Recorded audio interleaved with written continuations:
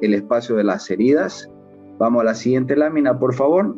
Entramos en un contexto, ante todo, un escenario donde el ser humano es una persona creada por Dios, es un ser sociable, tiene una capacidad de comunicación, tiene un poder creativo, viene con dones, viene con talento, es inteligente, el ser humano tiene propósitos.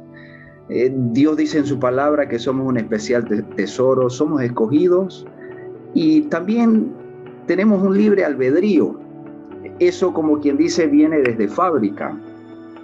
Entonces, cuando uno empieza a pensar en esto, uno dice, bueno, nosotros tenemos un libre albedrío y a partir de ahí ese escenario se convierte en un escenario de interacción, si se puede decir, social entre varios círculos, porque yo voy a la iglesia, tengo trabajo, tengo amigos, tengo familiares, tengo conocidos y de repente ahí es donde en ese proceso de vida que se inicia ahí en el propósito de la existencia, es cuando, vamos a la siguiente por favor, es cuando nos ocurre algo y ese algo es cuando empieza lo desafiante y cuando empieza esa disrupción o ese rompimiento entre lo que significa la paz con la cual uno viene desde fábrica y la forma en que uno reacciona ante cualquier evento que le sucede a uno. En ese sentido, lo que quiero decir es que a veces nos ocurren ciertas cosas que de repente entre uno y otro no es lo mismo y no significa lo mismo, me explico. De repente, para algunos puede ser un trauma o para algunos puede ser un error de interpretación o para algunos puede ser aquello que realmente hace una causa, un efecto y una reacción. De manera distinta porque no todas las personas pensamos de la misma manera y no todas las personas reaccionamos de la misma manera. Pasemos a Arleti, por favor. Entonces, cuando sucede eso y entramos en esa disrupción, entramos en ese rompimiento entre la paz y empieza el conflicto, si vale el término interno y también con el saldo de mi sociedad con la cual yo me relaciono. El Señor nos indica en su palabra y nos invita a reflexionar y básicamente a pensar en este verso que está escrito en Timoteo 2, versículo 7 del capítulo 1, dice que Dios no nos ha dado espíritu de cobardía, sino de poder, de amor y de dominio propio. Entonces, algún entendido en la lámina anterior decía, es el 10% de lo que nos sucede y es el 90% de cómo nosotros reaccionamos. Y esa reacción viene ahora a invitarnos a tratar de nosotros enfrascarnos primero en ese dominio propio que Dios pone en nosotros, porque lógicamente no nos ha dado espíritu de cobardía ni tampoco de temor, sino más bien de un dominio propio. Por tanto, en un verso de Proverbios, en el capítulo 16, verso 32, dice, mejor es el que tarda en airarse que el fuerte, y el que se enseñorea de su espíritu que el que toma una ciudad. Vamos, por favor, a la siguiente, Arleti. Entonces, veamos algunas definiciones de lo que significa una persona herida. Según la Real Academia Española, una persona herida o una herida es básicamente el perforamiento de alguna parte del cuerpo. La Organización Mundial de la Salud dice que son las lesiones, cualquier lesión en el cuerpo, ya sea por golpe o desgarre en la piel. Y básicamente la piel es una característica simbólica, en este caso porque es donde el cuerpo, el alma y el espíritu se unen. Entonces ahí es donde una herida no tiene una misma reacción. Ahí es donde de repente todo el concepto de sociabilidad, de dones, de talento, de creatividad, de aquello con lo cual uno viene desde fábrica, digo yo así en el buen sentido, y expresado por el libre albedrío, es cuando empieza a funcionar. Y ese es cuando empieza a funcionar ese 90% de la reacción que uno tiene ante cualquier evento que va a romper ese estado de paz interno y ese estado de paz que se transmite a través de las relaciones.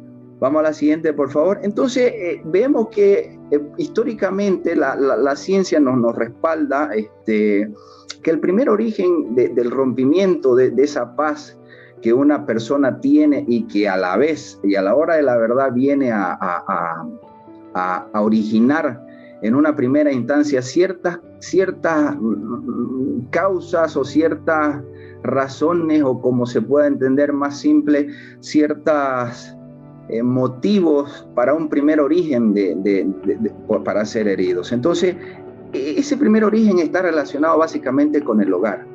El hogar es el primer origen de todas las cosas. Entonces, de repente, algunos nacieron, otros no nacieron en un hogar donde hubieron gritos, tensiones, pleitos, alguna manipulación de uno de los padres, hubo desamor, algunos de los padres vivían depresión, alguno de los padres expresó una carencia de afecto, y básicamente, en términos generales, alguno de los padres o el mismo hogar tuvo una carencia de Dios. Vamos a la siguiente. Entonces, cuando hay ese escenario y ese primer origen, las primeras semillas que se manifiestan en el niño o en el proceso de crecimiento son, pues lógicamente, el miedo al abandono, el miedo al rechazo, la herida de la injusticia, la herida de la humillación, la herida de la traición o el miedo a confiar. Esas son las primeras semillas que se van generando y se van gestando de repente y forjando en la vida del niño o de la niña, y que se van proyectando, digamos, hacia el futuro, donde inconscientemente de repente, por ese origen de una mala praxis familiar o de alguna mala interpretación de repente por el código del niño de valoración hacia su entorno, es que se van generando estas primeras semillas. Vamos hacia adelante.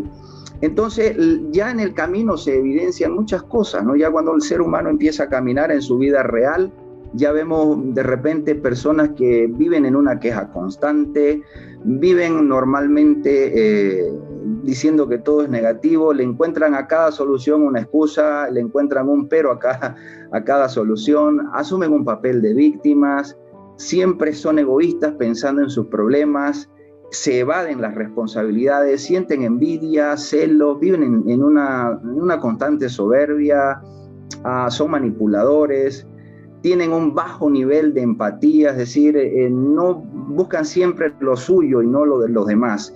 Son resistentes también al cambio, y lo que es más profundo todavía, cuando esas heridas que nacieron en el hogar de repente ya se convierten a la larga en alcoholismo, en drogadicción, en promiscuidad, en divorcio, en liberalidad.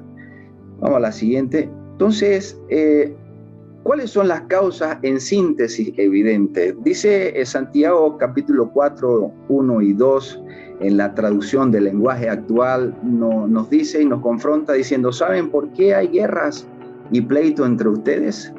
Pues porque no saben dominar el egoísmo y su maldad. Son tan envidiosos que quisieran tenerlo todo, y cuando no lo pueden conseguir son capaces de hasta pelear, matar y promover la guerra. Pero ni así pueden conseguir lo que quieren.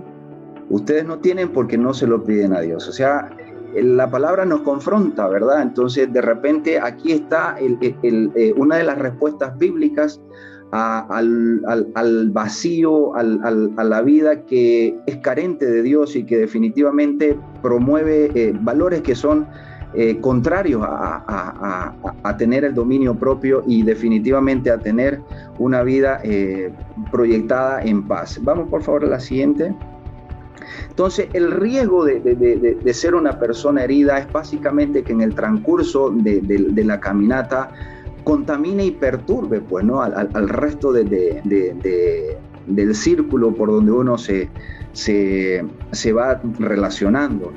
Hebreos 12:15, en la versión de la Reina Valera del año 95, en su revisión, dice: mirad bien para que ninguno deje de alcanzar la gracia de Dios, y para que no brote ninguna raíz de amargura que perturbe y contamine a muchos. Y esto es muy, muy cierto, pues, ¿no? Porque, como lo anticipaba, el tema es que todo es yo, por tu culpa, y al final es una constante manipulación, y son personas que viven en un rango de vida totalmente negativa y carente de principios y valores apegados a la verdad y a la luz del Evangelio. Vamos a la siguiente, por favor. Entonces, otro de los riesgos es que por estas causas de la herida es que nos roba la felicidad, pues, ¿no? Nos roba el amor. Ya lo anticipé, nos roba la paz, nos roba la esperanza, destruye ese potencial con el cual nosotros venimos de parte de Dios, como se dice, nos quita la fuerza, perdemos la confianza, nos aleja de nuestros propósitos, nos aleja de nuestros seres queridos, no solamente de los cercanos de primera línea, de los de la segunda y así de los de la tercera y así sucesivamente. Y lo que es más difícil todavía de sobrellevar y de asumir es el tema de que nos aleja de Dios. Vamos a la siguiente, por favor. Entonces, en síntesis, una persona herida o una herida no es más que una ofensa no resuelta, que resolviéndola debería ayudarnos a madurar. Eso que de repente sucedió en el hogar, que fue por un tema intencional o sin querer, o eso que sucedió afuera, o eso que sucedió en algún momento en un espacio y que resquebrajó esa paz y que resquebrajó esos propósitos, eso es básicamente algo que no ha sido resuelto en su momento y que, como dice, resolviéndolo debería ayudarnos a madurar. Por eso es que Santiago en el capítulo 5 y el versículo 16 dice: confesaos vuestras ofensas unos a otros, ¿no? Y orad unos por otros para que seáis sanados. La oración del justo puede mucho.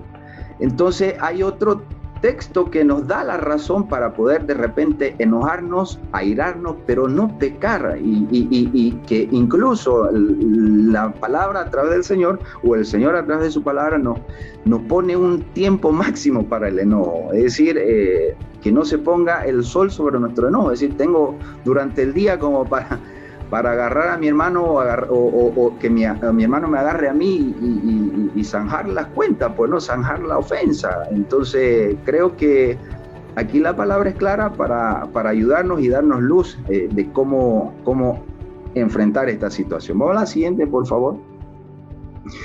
Bueno, nuestro restaurador por excelencia, pues definitivamente es el Señor Jesús.